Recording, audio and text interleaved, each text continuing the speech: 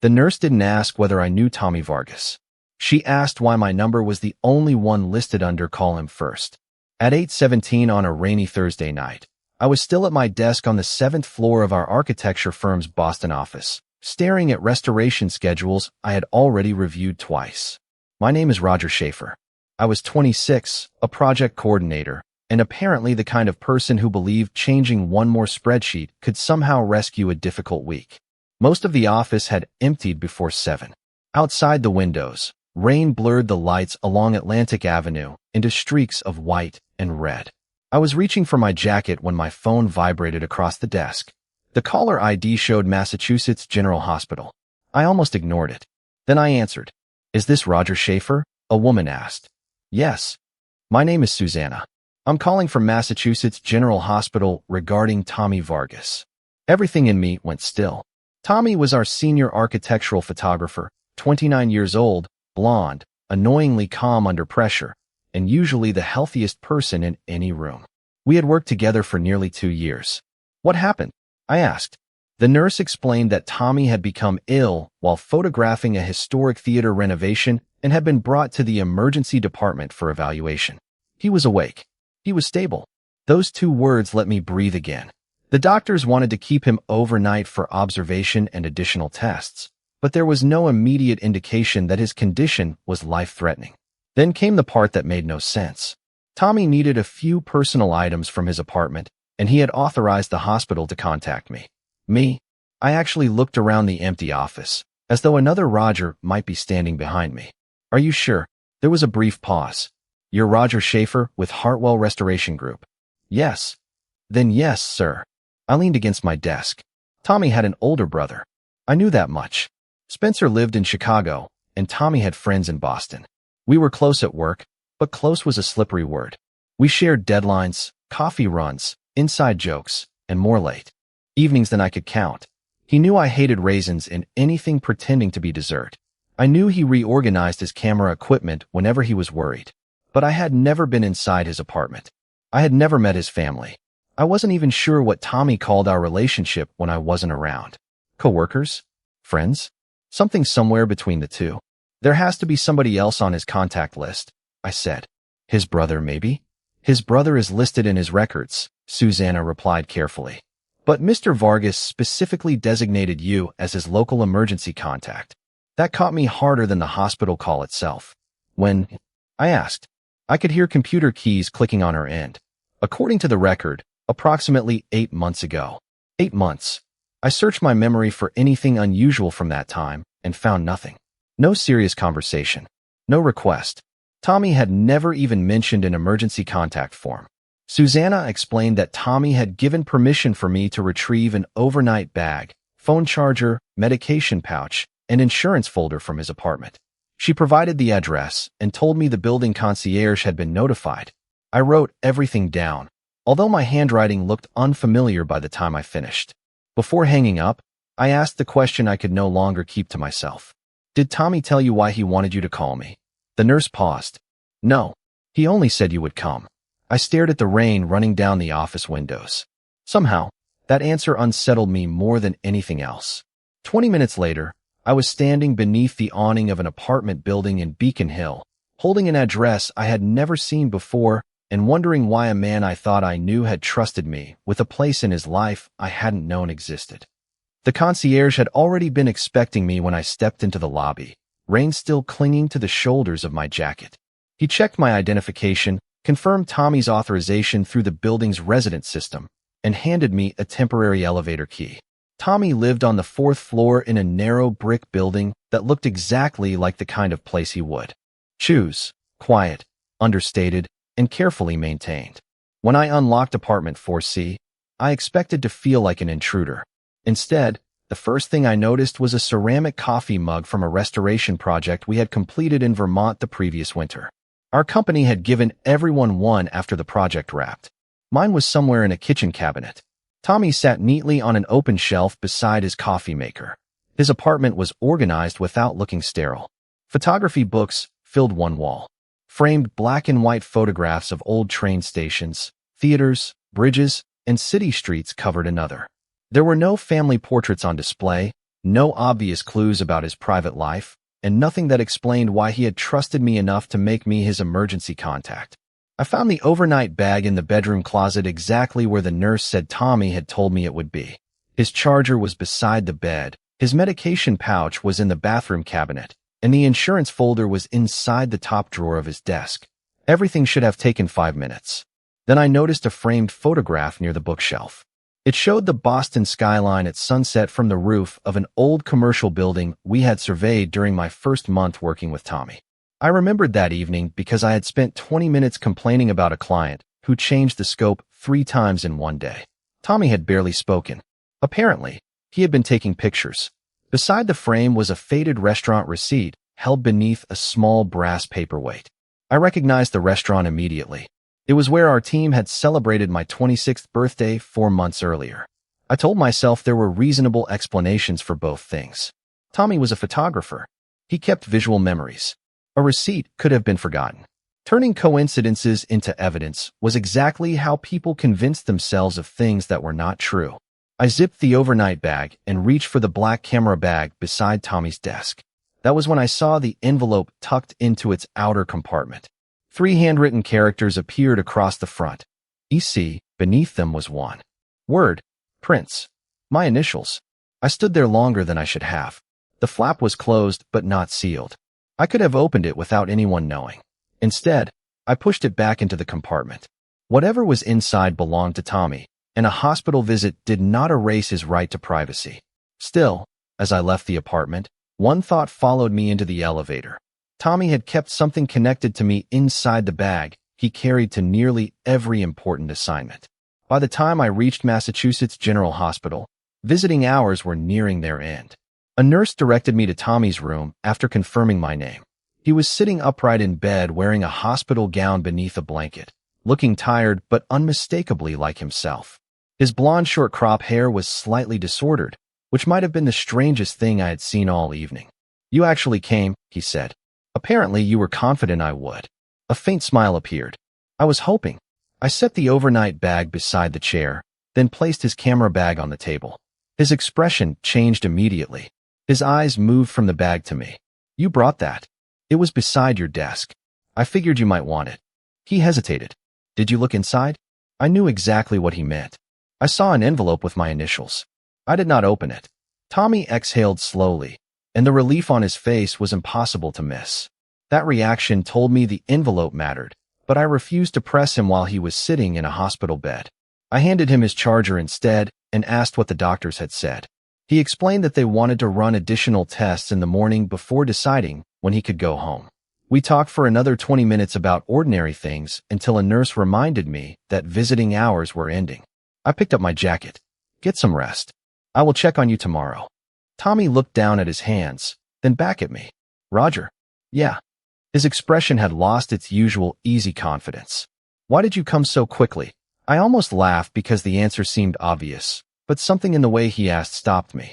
For the first time that night, I realized Tommy was not asking why a coworker had answered a hospital call. He was asking something much more personal, and I had no idea what answer he was hoping to hear.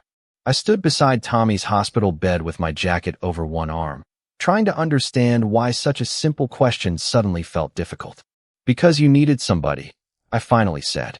Tommy watched me for a second, then gave a small nod. "That sounds like you." Before I could ask what he meant, the nurse returned to remind me that visiting hours were ending.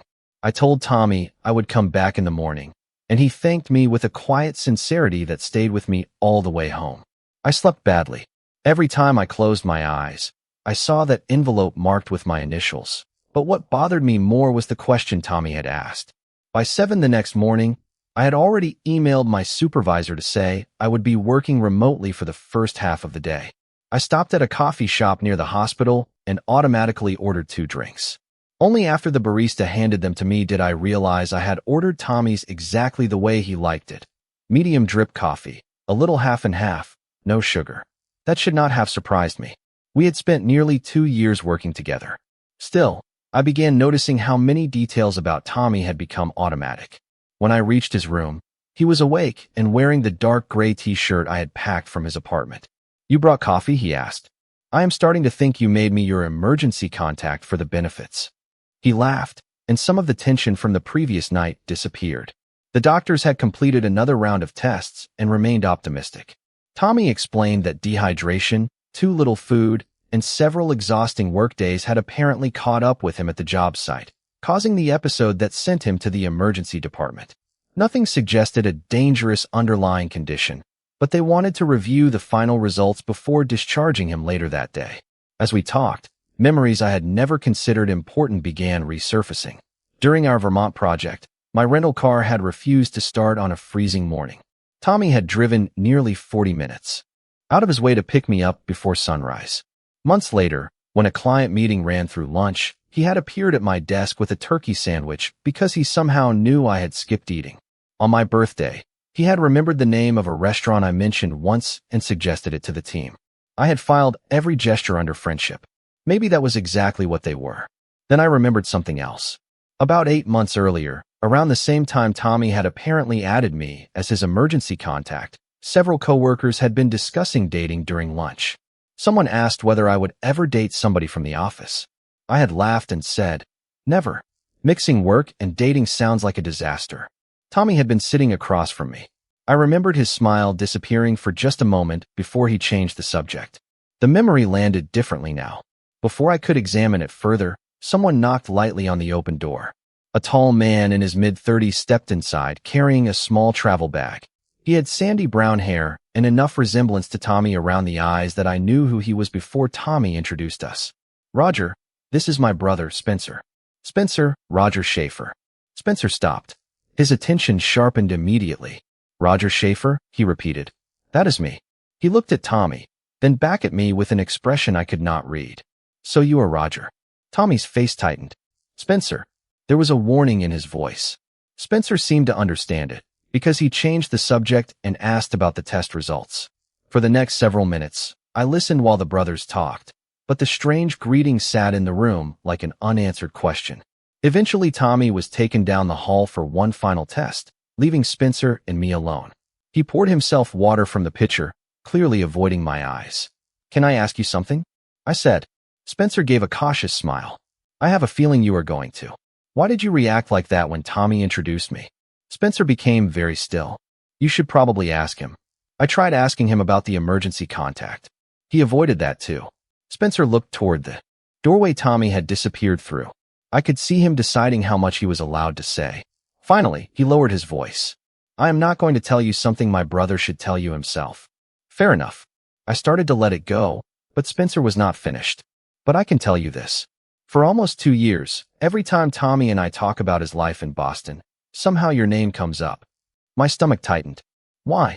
Spencer studied me as though he genuinely could not believe I was asking. Then he said, "You really do not know, do you?" For a moment, I thought Spencer was joking, but there was nothing playful in his expression. "Know what?" I asked. Spencer glanced toward the hallway again. "I meant what I said. Tommy should be the one to have this conversation with you." "Then why say anything at all?" "Because I assumed you already knew." He sat in the chair beside the window and rubbed one hand across his jaw, clearly regretting how far the conversation had gone. I stayed where I was. "You said my name comes up whenever you talk." Spencer nodded. "Not in some dramatic way. That is not Tommy. He tells me about work, and somehow you are part of every story." Roger fixed the permit problem. Roger convinced the client not to replace the original stonework. Roger forgot lunch because he was buried in schedules. Roger finally took a weekend off. Hearing my own life summarized through Tommy's conversations with his brother felt strangely intimate. "Maybe we are just friends," I said. Spencer gave me a look that was almost sympathetic. "Maybe that is what he decided you needed to be." That sentence changed the air between us. I remembered the lunch conversation from 8 months earlier, my careless declaration that dating a coworker sounded like a disaster, and Tommy becoming unusually quiet afterward. Spencer seemed to read something in my face. "You remembered something." "Maybe." He leaned back. "Then I should stop talking." "Spencer, does Tommy have feelings for me?" He did not answer immediately, and that silence was enough to make my pulse quicken. Finally, he said, "My brother has cared about you for a long time. More than he ever intended you to." "No." I stared at him. "How long?" "Close to 2 years." The answer was so far from what I had expected that my first reaction was disbelief. 2 years meant this had begun near the start of our working relationship. It meant dozens of moments I had treated as ordinary might have carried a completely different meaning for Tommy. Why would he never tell me? Spencer sighed. Because he heard you say you would never date someone you worked with. He took you seriously. Tommy would rather keep you in his life as a friend than make you uncomfortable or complicate your job. That was the part that reached me. Tommy had not been waiting for some perfect opportunity to corner me with a confession. He had apparently done the opposite. He had protected the boundary he thought I wanted. Before I could ask anything else, footsteps sounded outside the room. Tommy returned with a hospital staff member, and Spencer stood immediately. One look at his brother's face told Tommy enough. What did you tell him? Tommy asked after the staff member left. Spencer answered carefully. Less than I almost did. Tommy closed his eyes for a second. Spencer. He asked me directly. And you could have told him to ask me. I did. Spencer picked up his travel bag.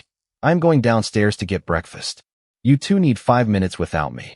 When he left, Tommy and I faced each other across the small hospital room. Neither of us seemed to know where to begin. Then my eyes fell on the black camera bag sitting beside the window. There is something I need to ask you about, I said.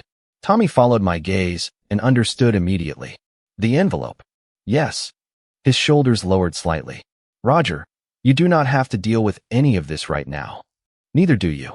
But I do not want to pretend I did not see it. I picked up the camera bag, removed the envelope, and placed it unopened on the rolling table between us.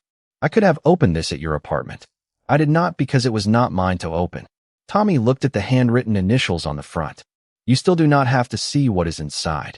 I know. I pushed the envelope gently toward him. But if there is something in there, you want me to understand, I would rather hear it from you than build a story from what Spencer said. Tommy was silent for several seconds. Then he looked directly at me. He told you how I feel? Enough that I know this is not just about photographs. Tommy gave a quiet, embarrassed laugh. No, it is not. He rested his hand on the envelope but did not open it. Before I show you anything, I need you to know something. You do not owe me a response. You do not owe me the same feelings. And none of this was ever supposed to become your problem. Then why keep the envelope? I asked. His expression softened. Because getting rid of it felt like lying to myself. He opened the flap. Instead of handing me the envelope, Tommy carefully removed a stack of photographs and placed them face down on the table. There were 12. He turned over the first one, and the moment I saw myself standing beneath the faded marquee of an old theater, smiling at someone outside the frame, I realized these were not photographs I remembered posing for. I picked up the first photograph carefully. It had been taken during our theater restoration project almost 2 years earlier. I was standing beneath the old marquee with my sleeves rolled up, laughing at something outside the frame. I turned it over. Tommy had written the date in one sentence. The first day, I realized his confidence was mostly improvisation. I looked at him. That is insulting. Tommy smiled nervously. It was accurate. The second photograph showed me carrying archival boxes beside an elderly building owner while 2 members of our team walked behind us. On the back, Tommy had written, he was already late, but he stayed until she stopped trying to carry everything herself. Another showed me outside a courthouse restoration site, holding coffee while studying blueprints. Another had been taken during our Vermont project, snow falling around me as I stood beside a temporary construction fence. None of the pictures felt invasive. They came from public job sites, company events, or moments when Tommy had been photographing the project around us. What unsettled me was not that he had taken them. It was what he had noticed. The notes on the back were never about how I looked. They were about things I barely remembered doing. A joke I made when everyone was exhausted. A meeting where I defended a junior employee who had been blamed for someone else's scheduling mistake. The afternoon I gave up my cab because an older coworker had twisted her ankle and needed it more than I did. By the 6th photograph, I stopped asking when each one had been taken. I started wondering how somebody could have been paying that much attention while I remained completely unaware. Then I reached a photograph from my birthday dinner. I was laughing across the table while several coworkers appeared behind me. On the back, Tommy had written, I almost told him tonight. Then I remembered what he had already said about dating someone from work. I looked up. Was that when you decided not to say anything? Tommy nodded. Partly. But a few months earlier, you had already made the comment about never dating coworkers. I kept thinking about it, and that night, I finally decided I had to respect what you had said. You could have asked whether I meant you. And if you had said no, his voice remained calm. You would still have had to sit across from me in meetings every Monday. I did not want my feelings to become something you had to manage. That answer left me with nothing easy to say. I continued through the stack until only one photograph remained face down. When I turned it over, I expected to see myself again. I did not. It showed two empty wooden chairs at a public overlook facing Boston Harbor, photographed in soft evening light. Where is this? I asked, although the skyline made the location familiar. East Boston, Tommy said. There is a small overlook I go to sometimes. I turned the photograph over. His handwriting was shorter than on the others. Someday, if I am brave enough. For several seconds, I simply held it. Brave enough to do what? Tommy looked toward the window before answering. Ask you to sit there with me when it was not about work. There it was. No ambiguity left. Spencer was right, I said quietly. Tommy met my eyes. Yes. You love me. His expression tightened, but he did not look away. I do. Hearing the words directly should have clarified everything. Instead, it made my own feelings suddenly harder to separate. Less than 24 hours earlier, I had believed Tommy was simply one of the closest friends I had made as an adult. Now, every memory between us seemed to have acquired another layer. I cared about him. That much was undeniable.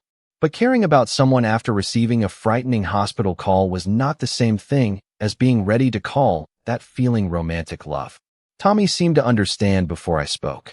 You do not have to say anything back. I need to say something. I placed the photographs carefully on the table. I do not want to give you an answer because I am emotional, because you are here, or because I suddenly know how you feel. That would not be fair to either of us. He nodded slowly. Okay. But I also do not want to walk out of this room and pretend nothing changed. Something shifted in his expression. Hope, maybe, but guarded. So what are you saying? I took a breath. I am saying I need time to understand what was already there before last night. Tommy looked at me for a long moment, then gave a small nod. Take it. Later that afternoon, the doctor cleared him to go home with instructions to rest, eat regularly, and follow up with his primary care physician. Spencer took him back to his apartment, and I returned to work the next morning determined to give Tommy the space I had asked for. I thought distance would make everything clearer. What I did not expect was how quickly his absence would begin answering the question for me.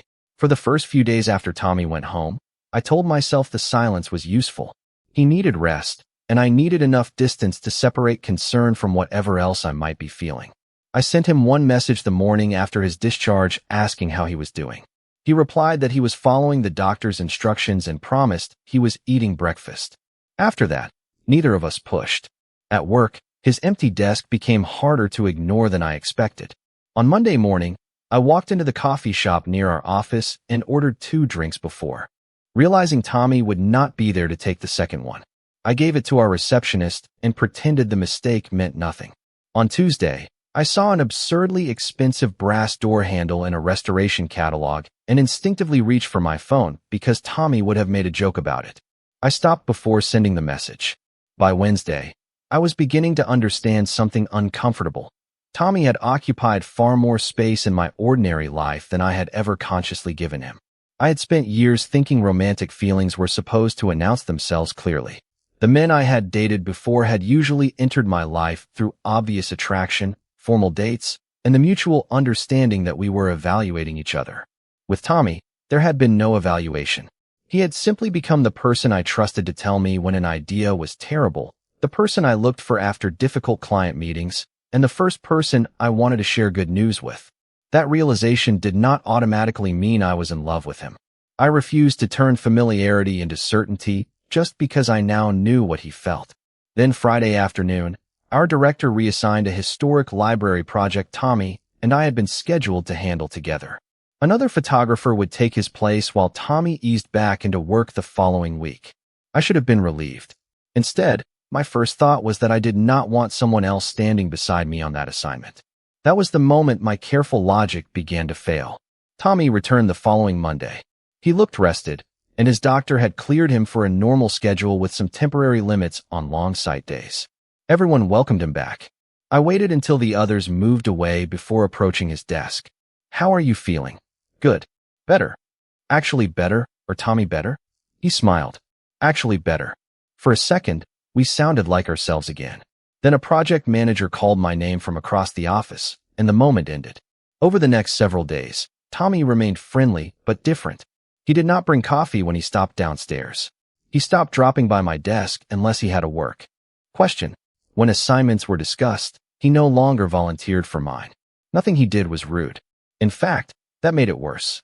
He was giving me exactly what I had asked for, room to think. I discovered I hated it. By Thursday evening, I found him packing his camera equipment after most of the team had left. Are you avoiding me? I asked. Tommy looked surprised. No, you have barely talked to me all week. Roger, you asked for time. I did. So I am giving it to you. There was no accusation in his voice, which somehow made my frustration feel less defensible. I did not ask you to disappear. Tommy zipped one compartment of his bag. I am trying not to influence your answer. What if this is influencing it? That stopped him. What does that mean? I had rehearsed more sophisticated versions of the conversation during my commute home for days, but none of them survived the moment. It means I miss you. Tommy said nothing. Not because you were in the hospital, I continued. Not because Spencer told me how you feel. I miss the normal things. I miss you making fun of my schedules.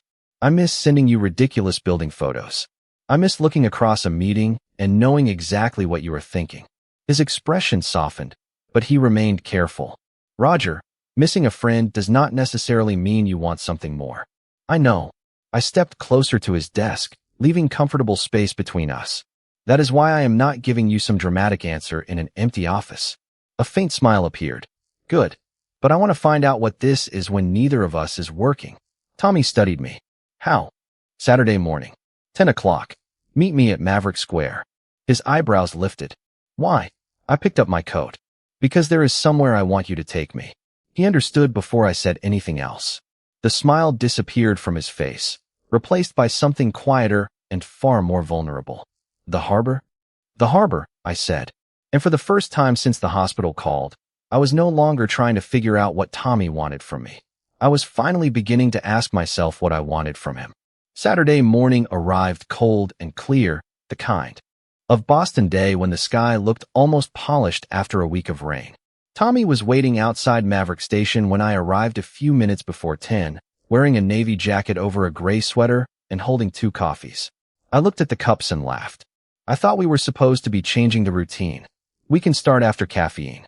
He handed me mine, and of course it was exactly right. We walked toward the waterfront without discussing the photographs or the hospital. Tommy pointed out a restored brick warehouse he had photographed years earlier, and I complained about a developer who wanted to replace original limestone with imitation panels. For 10 minutes, we were simply Roger and Tommy again. That helped more than I expected. The overlook appeared at the end of a paved path near the harbor. When I saw the 2 wooden chairs facing the water, I recognized them immediately. So this is it, I said. Tommy nodded. This is it. We sat with several feet between us, watching ferries move across the harbor and planes descending toward Logan Airport. I had imagined giving some perfectly organized explanation once we got there. Instead, I realized Tommy deserved something less polished. I have been thinking about what I said in the hospital. I began. About needing to know whether my feelings were real or whether I was reacting to what happened. Tommy turned toward me, but said nothing. The hospital scared me. Learning how you felt confused me. But neither of those things explains why I kept buying 2 coffees after you went home, or why the office felt wrong when you were not there. Tommy looked down at his cup. Roger, let me finish before I lose my nerve. That earned the smallest smile. I kept waiting for some dramatic realization that would tell me exactly what this is. Then I understood that maybe I was looking for the wrong thing. You have been part of my life so gradually that I stopped noticing how often I chose you. Tommy's expression changed. What are you saying? I am saying I am not going to tell you I have been secretly in love with you for 2 years, because that would not be true. His face remained calm, but I saw him brace himself. I am not where you have been, I continued. But I know I do not want to go back to pretending you are just another person from work. The tension in his shoulders eased. And I know I want to see what happens if we stop pretending this has to stay exactly what it was. For several seconds, the only sound between us was the wind coming off the water. Then Tommy asked, "Are you asking me on a date?" I was trying to make it sound more profound than that. He laughed. You failed. Apparently. I looked directly at him. Tommy Vargas, would you have dinner with me tonight? A real date. No coworkers. No project files. No pretending it is just two guys who happen to choose the same restaurant. His smile came slowly. Yes. That single word felt more important than any dramatic declaration could have. We did not suddenly become a perfect couple. We did something better. We started. Dinner that night became another dinner the following week. We spent a Sunday walking through the Isabella Stewart Gardner Museum, where Tommy criticized my photography and I accused him of professional arrogance.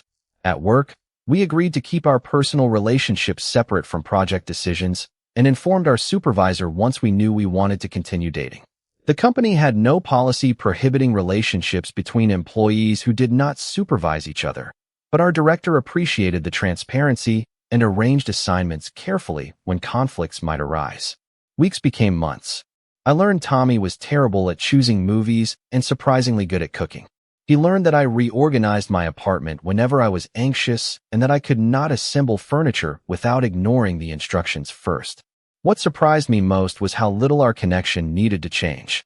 The friendship had not disappeared when romance entered it. It had become the foundation. One evening, nearly 4 months after our first date, we were cooking dinner at Tommy's apartment when I noticed the old emergency paperwork folder on his desk. A question returned to me, one I had somehow never asked. Tommy, why did you make me your emergency contact 8 months before the hospital? His hand stopped over the cutting board. I wondered when you were going to ask that. Spencer was already listed. You could have used him. Tommy set the knife safely down and looked at me. I did use him at first. Then why change it? He was quiet for a moment. Because the form asked for the person I would want contacted first if something happened locally. And you chose me because you loved me? No, Tommy said. His answer caught me completely off guard. That was not the reason. Then why me? I asked. Tommy leaned against the kitchen counter, considering his answer. About 8 months before the hospital, the company was preparing to send me to Montreal for a photography assignment. Human Resources asked me to update my emergency information before traveling. I remembered the project. Tommy had been gone for 5 days photographing a 19th century hotel our firm was considering for a preservation partnership.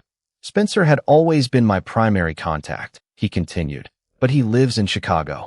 The form asked for someone local who could get to me quickly if there was an emergency in Boston. You have other friends here. I do. So why was my name the one you wrote down? Tommy smiled slightly. Because I asked myself one question. What question?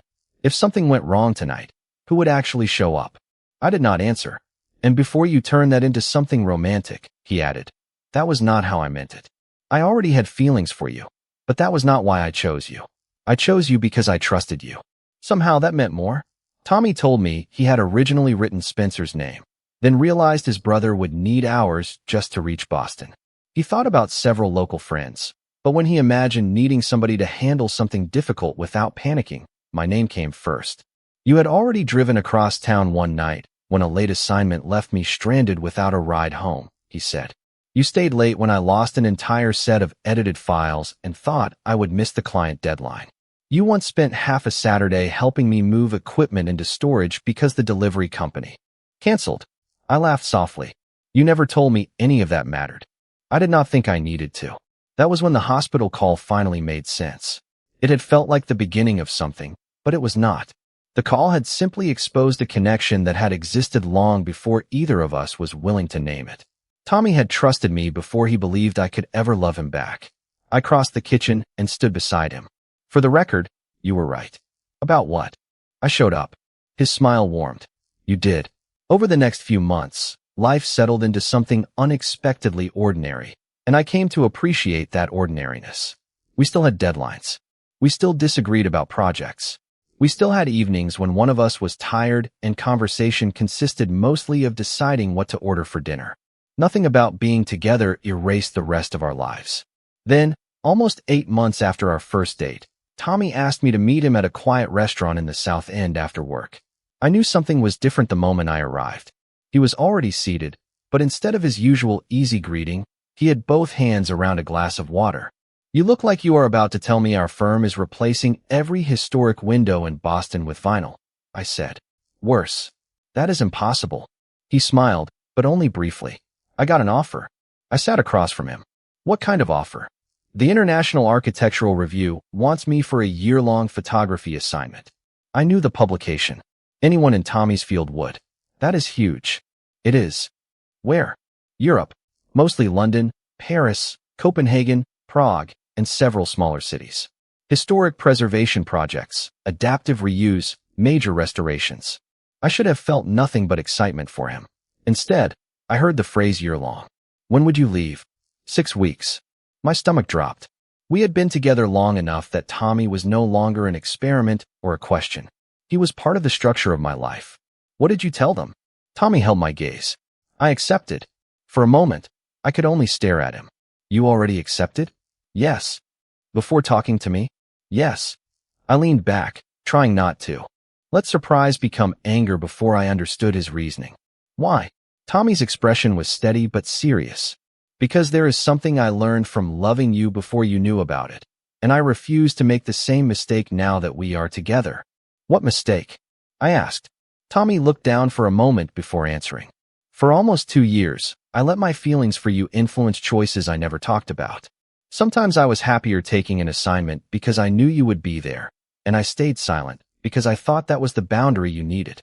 None of that was wrong, but I learned that loving someone cannot mean quietly building your whole life around them. I understood what he was saying, even if part of me still hurt that he had accepted the offer before telling me. So you did the opposite this time. I made the career decision that was right for me, he said. Now I am asking whether we can decide together what it means for us. And I know I should have told you before I gave them my final answer. I was so determined not to make my career your responsibility that I went too far in the other direction. I am sorry for that. I needed to hear you say that. That distinction mattered. Tommy was not leaving because our relationship meant less than his career, and staying would not have proved that he loved me more. I reached across the table and rested my hand beside his. A year is a long time. I know. I am probably going to hate some of it. So am I. I smiled.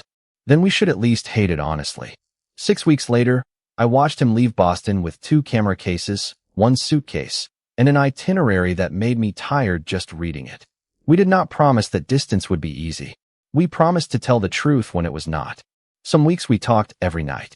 Other weeks Tommy was moving between cities while I was buried under deadlines in Boston, and our conversations became shorter. We learned not to measure commitment by the number of messages sent in a day. I visited him once in London during the spring, and he returned to Boston briefly during the summer for a company conference. The distance was difficult, but it never became a competition between love and ambition. 10 months after Tommy left, I arrived at the office on an ordinary Tuesday morning and found a cream-colored envelope on my desk. My initials were written across the front. Underneath was the familiar word, Prince. I laughed before I even opened it. Inside were photographs from Tommy's assignment. Restored theaters in London, narrow streets in Copenhagen, an old industrial building in Prague transformed into apartments, and a stone courtyard in Paris glowing beneath evening lights.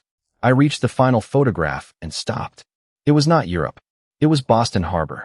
The same overlook where we had gone on our first real date. The same 2 wooden chairs faced the water. This time, 1 chair was occupied. Tommy sat there with his back partly toward the camera, looking toward the empty chair beside him.